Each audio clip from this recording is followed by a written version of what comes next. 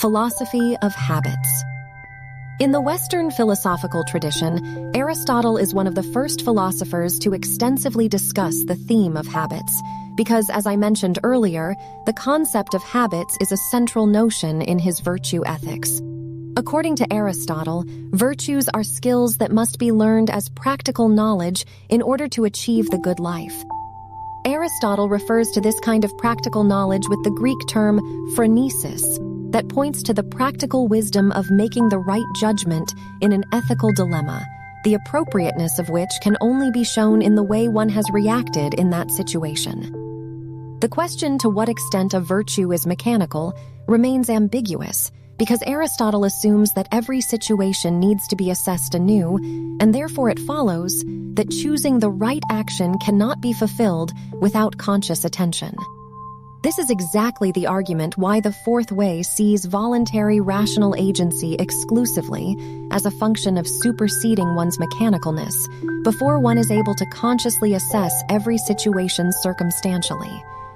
Perhaps can learning the right attitude or disposition be associated with the way Aristotle views habit formation, as we have discussed before. Another recurring theme in the philosophy of habits is acquiring the ability to control the passions and natural instinctive impulses. Almost all philosophers agree that instinctual tendencies are one of the biggest hurdles that hinder instantiating a new habit.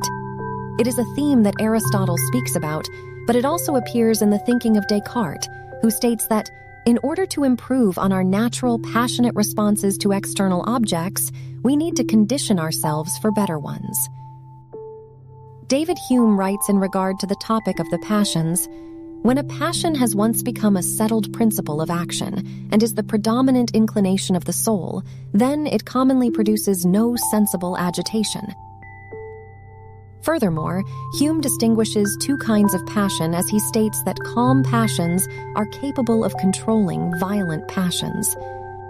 The general theme in this debate deals with the persuasive mechanical powers of emotions and instinctive tendencies, and seems to suggest that an a priori rational deliberation is a fundamental prerequisite in acquiring the right disposition to act virtuously, or, said in a different way, showing the appropriate habitual behavior in the face of the violent mechanicalness of the passions.